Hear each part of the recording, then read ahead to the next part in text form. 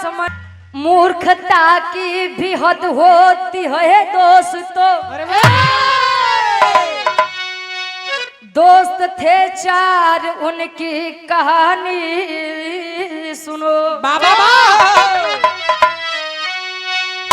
अरे पंडित कहते कथा टाव से अहिर मिलावे अब दूधवा में पानी।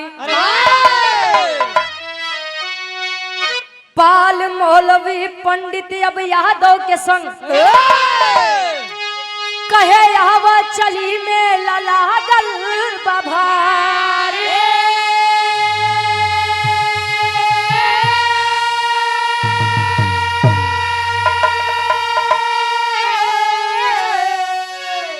अरे अपने में चारों खूब चालाक थे चलते राह में करते लबारी लबार।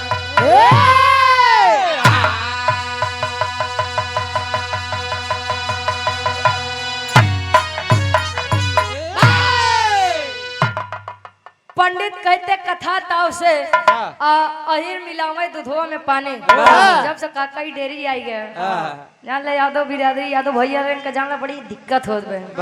आज तनिको पानी मिलावे तुरंत मशीन बताई दे यादव जी गलती करके आए हैं इसको अलग करिए। और पहले आधा लीटर दूध हम पता लगा 1 लीटर 2 लीटर पानी मिलाई दे। कहा भैया तुम्हें पैसा इतना दी थी जान ला दूध में बहुत पानी मिलावत है।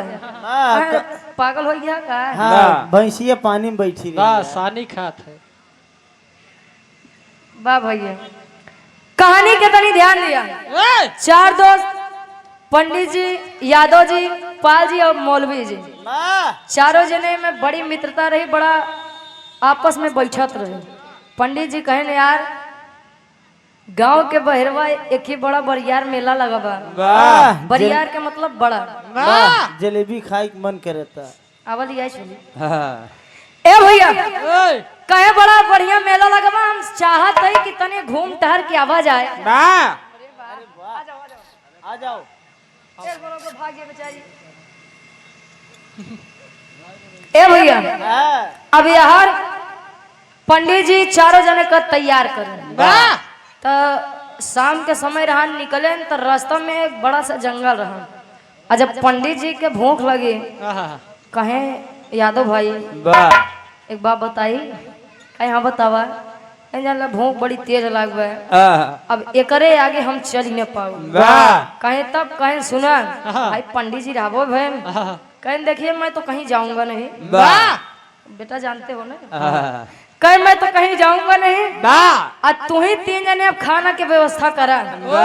कहे जैसे अब पंडित जी बतावा तहाँ केका कौन कौन सामान लावे के बाद बिरहा में बहुत सुंदर गजल के भाव देते हैं कवि जी। कैसे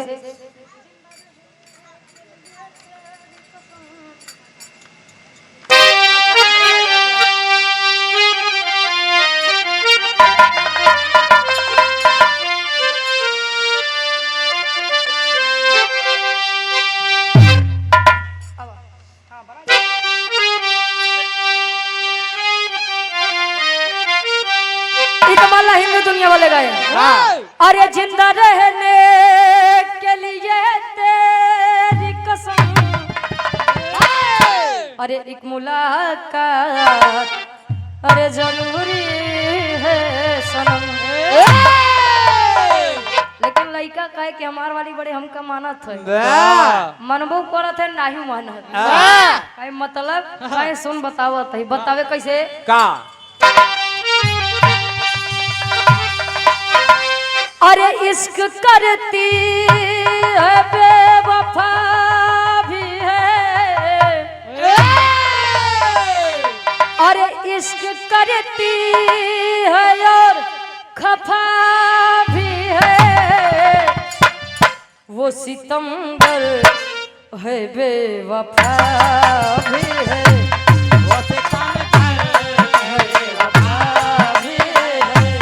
वो सितमगर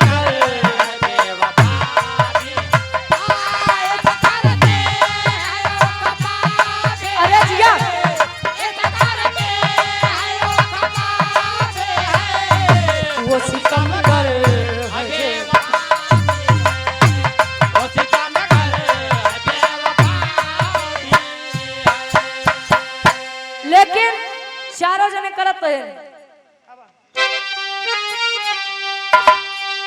अरे जब लगी भूख, अरे जब लगी भूख तड़फड़ाने लगे, चारों भोजन तब बनाने लगे। ए भैया, भूख लगी जब चारों तड़फड़ाने लगे और चारों तब भोजन बनाने लगे। पंडित जी कहें भाई देखा हम तो पंडित बिरादरी से हमसे ही काम वाम होई ना, हमार काम में हम कथा कहब अजान हमारी तोहार लोग के पिंडो पार देवे।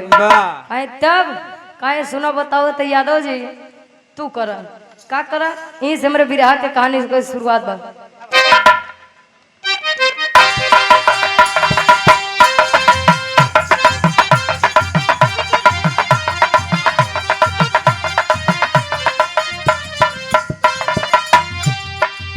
चला कि पंडित जी तब तीनों से दिखाने लगे, चला कि पंडित जी तब तीनों से दिखाने लगे, बड़ी जाति को सोच भोजन खुद बनाने लगे।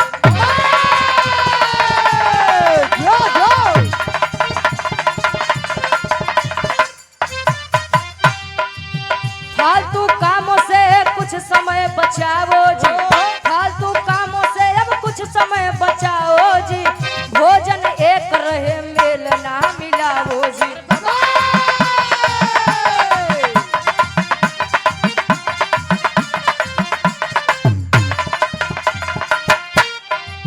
करके विचार खीर पंडित जी बनाते हैं, करके विचार खीर पंडित जी बनाते हैं, धुल कर हाथ पैर साफ बैठ जाते हैं।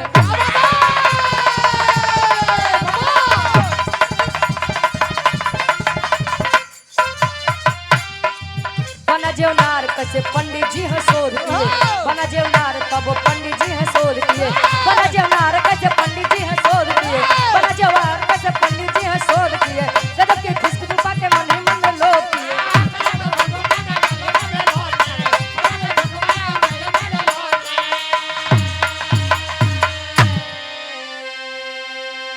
पंडित जी कहे यादव जी तू व्यवस्था करा दूधे के, कहे तू दू जने जाए के तनी चावल और बढ़िया ई काजू बादाम खीर मखाना खाना मांग क्या बा मेवा हम बैठत है चूल्हा चौकी कैसे एडजस्ट करत है चल के बनावा जाइए। और जब सब लड़के आए व्यवस्था करें कहें देखा फालतू समय से बचावा, रतिया में सोवऊ बा दिन में निकल के बाद एक भोजन बनावा चाहिए जवन। पंडित जी कहें देखा खीर खाए ढेर दिन होगी बा, हम बैठत है ये चलते खीर बनावे। खीर जब बनाए तो खीर इतना गजब के बनी है, ओकर इतनी गजब खुशबू हो गई, खुशबू महक सुगंध हाँ नहीं। ए भैया आज जब सुगंध आने लगी पंडित जी कहे संदीप चाय। पंडित जी के मन में लालच आ गया, कहे कि खीर बराबर बराबर से बांटे पड़ी, एक दिमाग लगावत है। आए कहन देखा तीनों जने बैठा हम आई चार जने कहे बोला कहे न वही एक के बार खीर दे, कहे काहे बदे एक कर कल छोड़ कहन काहे बदे, कहन देखा दिनों निकले के बाद दिने में घूमे के बाद अब पैसा कम लिए है और सवेरे ई खीर एक मनई खाए, कहे नु कहे एक मनई खीर हुए खाए जेकर सपना राती में सबसे बढ़िया सबसे महंग और सबसे बरियार हुई सबसे बड़ा हुई। अब भाई तीनों जने के कलछुल दे के कलछुल अपना लेके खाए, पाल जी सोई गए, मौलवी जी सोई गए, पंडित जी सोई गए। अब भाई अहिरे के लड़किया अब दो दही माठा तो बेचारा रोज खाता ही रहा। अब एक कलछुल खीर जब खाए कहे तरे हमार कुछ होए वाला नहीं बा। अब तीनों जने सोत हाँ बेचारा एक करवटे हो कहा ऐसे नहीं दिए आई जाए वह कहती हो ना नहीं दिया वही तब ले अहिर दिमाग लगावत बा। कैसे एक लाइन गीत लगत बा,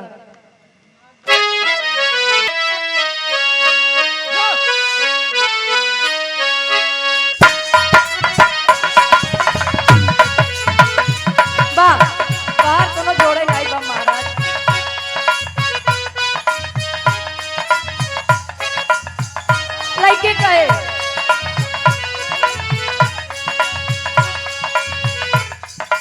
गोरी है कलाइया तुला दे मुझे हरी हरी चूड़िया गोरी है कलाइया तुला दे मुझे हरी हरी चूड़िया गोरी है कलाइया तुला दे मुझे हरी हरी चूड़िया ए गोरी है कलाइया तुला दे मुझे हरी हरी चूड़िया अपना बना ले मुझे बाल मां गोरी है कलाइया तुला दे मुझे हरी हरी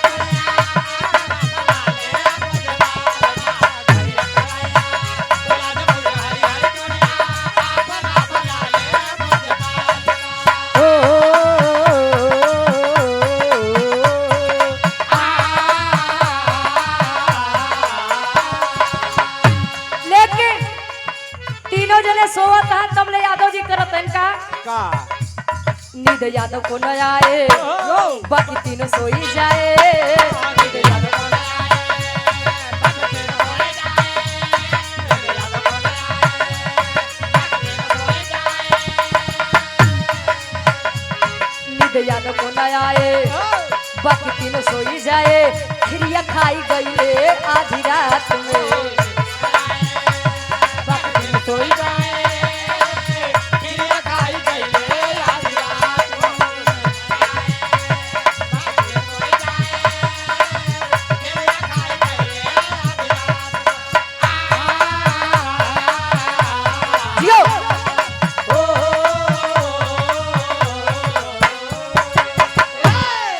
पंडित जी ने कहा था कि देखिए रात में जो सबसे अच्छा सपना देखेगा और सुबह बताएगा उसी को ये सारी खीर खाने को मिलेगी। अब तीनों जने भाई सोवत है ना, अब रात में यादव जी उठे ना कुल खीर खाए ले। अब जब खीर पूरी खाए ले तब जब देखा था कहने रे यार ये तो गड़बड़ कह दिया। अब सवेरे तीनों जने जिये नदी है कहीं चला अबे रात बार रात सोवत आई जाऊं सवेरे हो तो झेलब। सुबह हुई पंडित जी उठे ना दोनों जने को उठाए ए पाल जी ए अरे राजू उठवा चल बस सोचते ही रहा। मौलवी जी को उठा कहन उठो पाल जी लगे हैं कहन कस कौन सपना देखा हो याद बा ना रात बात जो सबसे अच्छा सपना देखे रही वही के खीर खाई के मिली। पाल जी कहने यार सपना तो कुछ ना ही देखे। यादव जी सब बात सुनो तो है। अब पाल जी सोचता है ना कुछ दिमाग लगावा ही पड़ी। दिमाग लगावत है कहन देखा जब मैं रात में सो रहा था मान के चलो मैं 5वें आसमान पे था। कैसे रे 5वें कहन हुआ से नीचे के नजारा इतना गजब लागे यार इतना बढ़िया लागे। अरे पूछा जी पंडित जी कहन बस बस तुहार हम जान के बैठा रहे। आयन मौलवी जी लगे कहें साला ये तो 5वें आसमान पे पहुंच गया। अब दिमाग लगा बताए कहें देखा पंडित जी ये 5वें आसमान पे रहे हम 7वें आसमान पे रहे। वहां से इतनी सुंदर सुंदर नर्तकी मतलब नाचे वाली काली काली अप्सराएं काली काली काली काली कई इतनी सुंदर सुंदर अप्सराएं नृत्य कर रही थी। मान के चलो मैं स्वर्ग में था। मौलवी जी के जब इतनी बतिया कहना रे यार 5वां आसमान 7वां आसमान हम का करी आखिर हम अपने हाथे से का झियाई न दे। पंडित जी देखा पंडित जी दिमाग लगाते ना अपन पंडित बुद्धि कहे कि देखिए आप 5वें आसमान पे थे वो 7वें आसमान पे थे और मैं अब इनका जाए दे भैया तभी बताई बताओ तेरे सुनत रही है। पता है जब हम क्षीर सागर में रहे तो लक्ष्मी जी हमारे धीरे धीरे पांव दबावत रहे तब हल्के में लेता कह लक्ष्मी जी हमारे पैर दबावत रहे और जौन विष्णु जी यहाँ वो पिछवा बैठ के हवा करत रहे। पिछवा से हवा भरत रहे भारत नहीं करत रहे मतलब मुड़े लगे बैठ के हुआ से हवा करते रहे पंखा डुलावत रहे। लक्ष्मी जी से सेवा करवावत रहे। अहिर यानी यादव जी लेट के सब सुनत हैं तब ले तीनों से कहने यादव जी ए भैया अरे राजू तू उठबे तू बताओगे तार सपना बड़ा लंबा बा उठा उठा कहन अब हम कहा बताई कहन काहे कहन सुना हम बतावत हमरे सपना हमरे साथे का भावा। एक लाइन गीत लगत बा माताएं बहने इसको विवाह में गाती हैं। एक लोग गारी गीत कहते हैं गाड़ी दुइये जगह के नीक लागत है। कहाँ हो? एक सरकारी एक ससुरारी। वाह माताएं बहन गवे कैसे?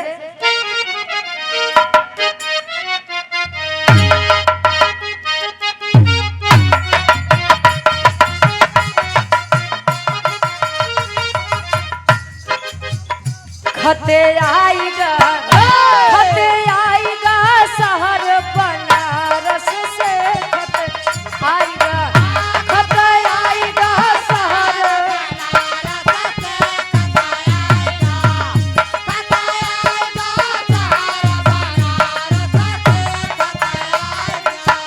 ए भैया ए बाबूजी कहानी के ध्यान दे। यादव जी तीनों जने यानी पंडित जी, पाल जी, मौलवी जी से बताओ तो है भेटाईगा मछंदर लइके मोटकिलाठी हो भेटाईगा।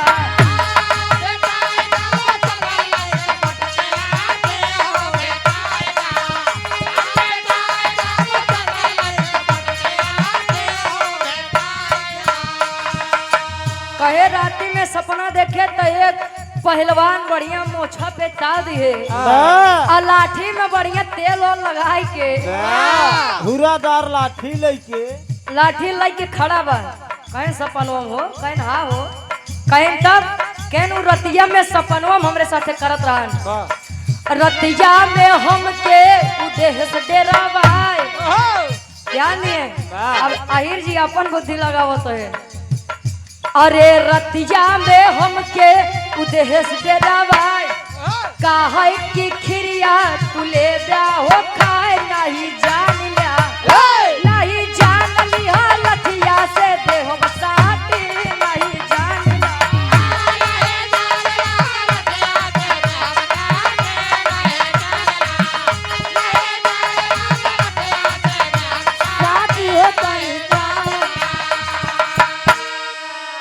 कहे राती में जब वो मिला कहे तब कहन लाठियों मरे एकदम मोहे लगे सटाई दे एकदम मोहे के कहन काहे बदे यार कहन अरे कहत रहन कि जाए के ओकर खीर खाए ला नहीं तो कर राती में इतना मारब मार के जान एकदम अधमरा कह दे। अधमरा मतलब हाँ या कहती इतना मार दे कि तुम मरे लाई हो जाब बेहोश। हाँ बेहोश हो जाब। अब यार कहे तब कहे न रे अब एकदम मोहे लगे दतए बा कहे चल के खीर खा। बोल खाबे न खाबे खाबे न खाबे अरे खाबे न खाबे। अब कहे भैया हम डेरा कहे कि हम खीर खाबे कहे कबे तब कब खाबे जब सुबह हो जाए तब खाबे। उठ जल्दी कहे तब कहे ना वो करे डेर के मारा आगे हम पीछे लाठी ले आवत बा कहे बैठ के चल खीर खा। देखा दिमाग लगाओ ताकि अंशी सही बचिए जरूर। कहे तब कहे हम पहुँचे।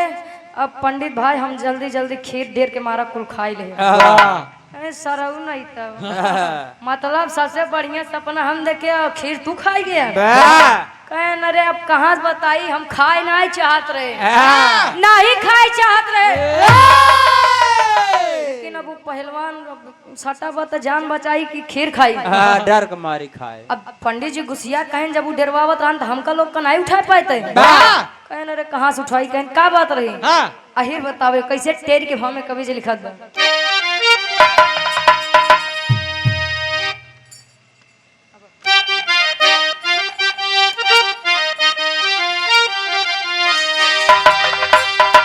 अरे चतुराई चारों कैले जमके अरे चतुराई चारों कैले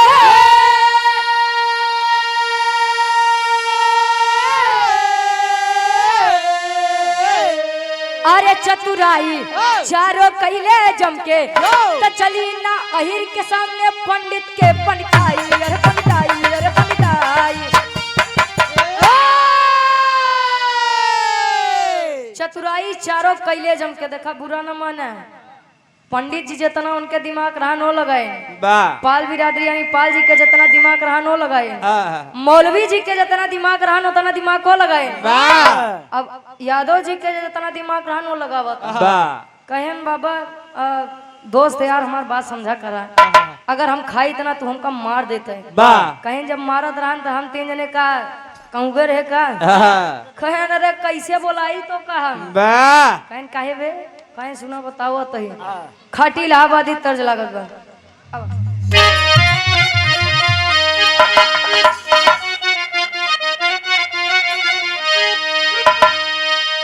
अरे झकोरा मारे झुलने विराट सम्राट स्वर्गीय दादा श्री रामधार यादव जी गा रहे हैं झूसी नरेश प्रयागराज बा गायन कैसे। अरे राम झकोरा मारे झुलने कहाँ साड़ी लहराए हो झकोरा मारे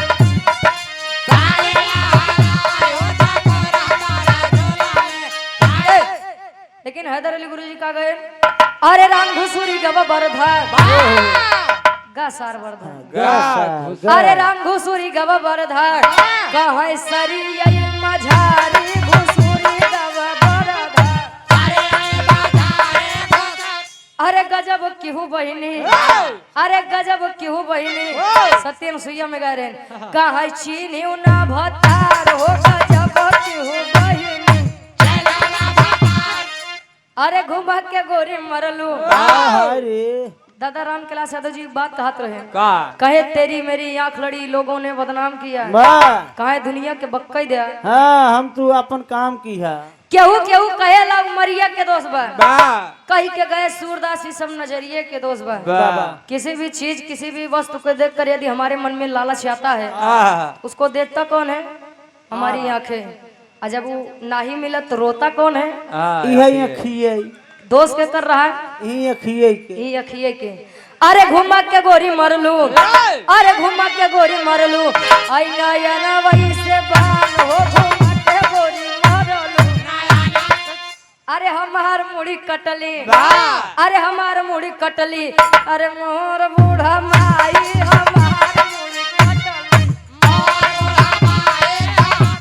अरे लिखा ला गोरी पतिया अरे लिखा ला गोरी पतिया कहा पिया परदेश हो लिखा ला गोरी पतिया। लेकिन यादव जी बताओ ताक तो का तीनों जने हम बोलाई कैसे अरे बोलाई कैसे पंडित जी अरे बोलाई कैसे पंडित जी तू रहा क्षीर सागर बोलाई कैसे पंडित जी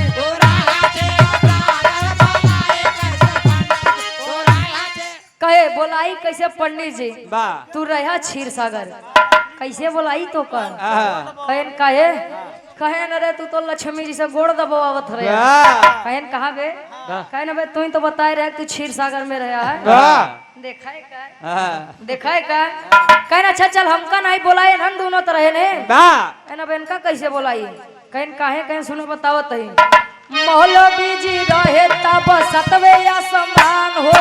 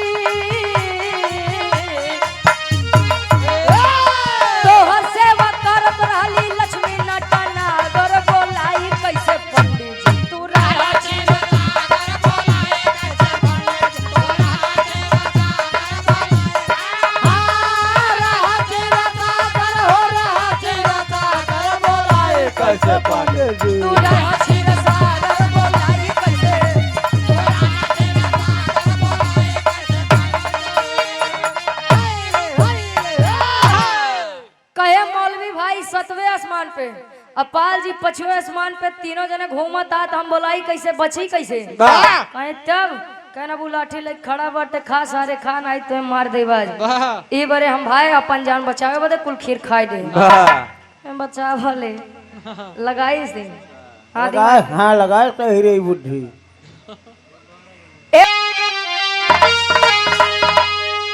अरे आवाज दिहा जब केहू नहीं अरे आयो भाई बाजियरा के अरे आवाज दिहा जब केहू नहीं भजियरा के तो लाठी डर से खाई गई खिरिया हमर।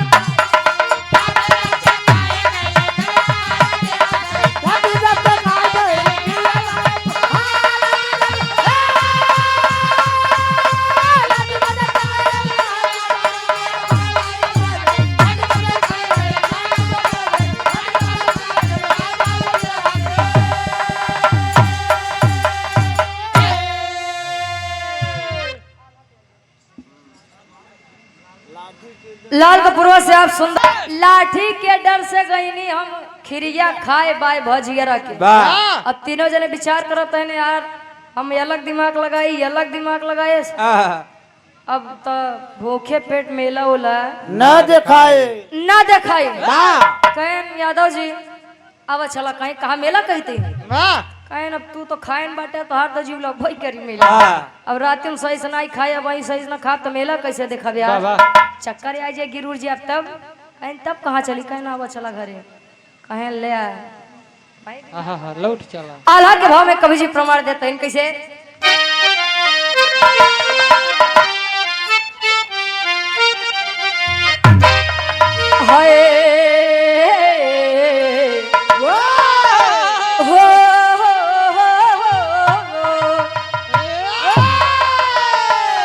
अरे सपना सब अधूरा रहेगा सोचे मानवा में पंचो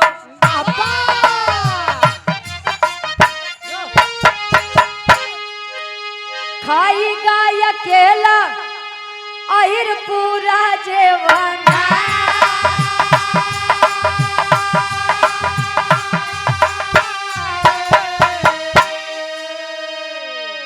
रतिया में घूमत रहे हम तो या समनवा भैया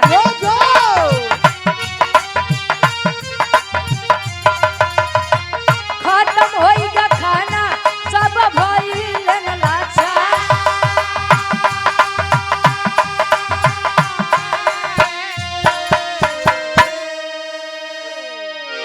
तीनों विचार करके अपने में एकजुट बन के चलत हाँ यादव जी एक जगह अब देख के तीनों जने का मुस्कियात है तब ले पंडित जी कहने यादव जी देखा भाई भूखे पेट चलात नहीं भाई तब कहीं तनी घोड़ंगे लई ले हाँ हथवा लगाई ले यार कहन के का हमार पकड़ ले यार इसके का पूरा यार पूरा बोला करा कहे तनी मदद कर दे यार कहन तोहार मदद करब ते दू जने नहुत हमार दोस्त है तोहार मदद करी तो मतलब नहु करे हम अकेल मनाई का करब यार एक बात जान लीजिए बिरहा के कहानी में जो समझे वाला है समझिए का समझिए बिरहा के निष्कर्ष आखिरी भाव में कवि जी बताते हैं खड़ी के भाव में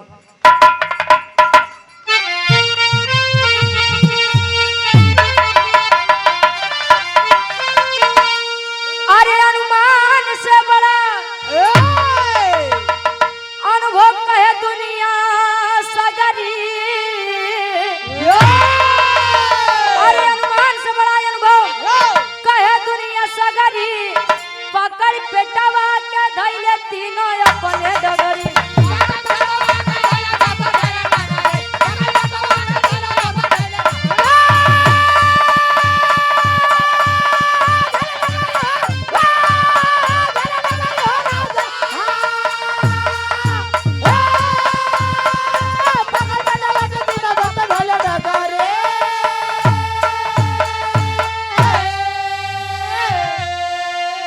केहू से ज्यादा जिन लगावा दिमाग को नहीं सोचल सपना में फिर जाइया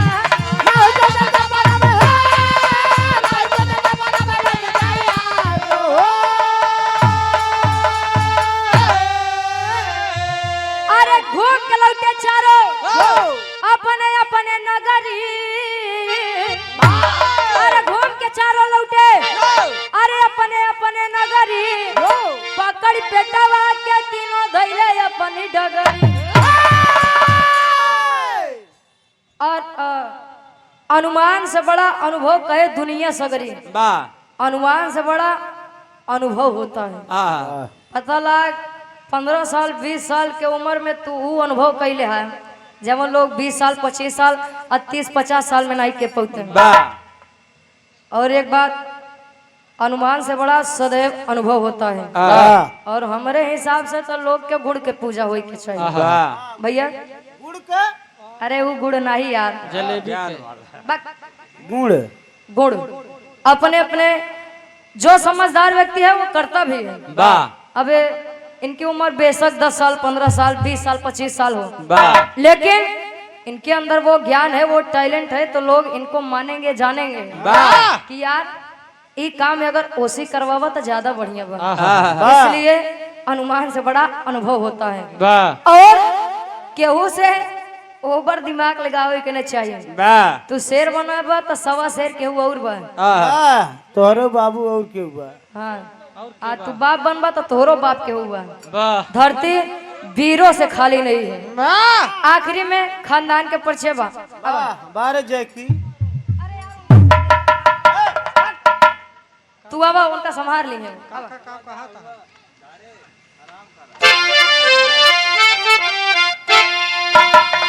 गुरु बिहारी गुरु गणेश गुरु रामलाल गुड़कारी।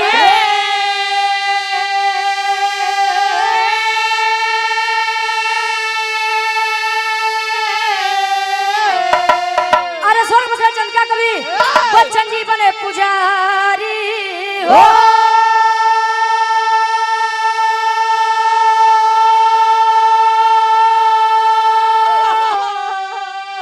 अरे चतुराई चारों कैले जमके गोल बंसी रुचि ज्ञानी के ज्योति जलाई। चतुराई चारों कैले जमके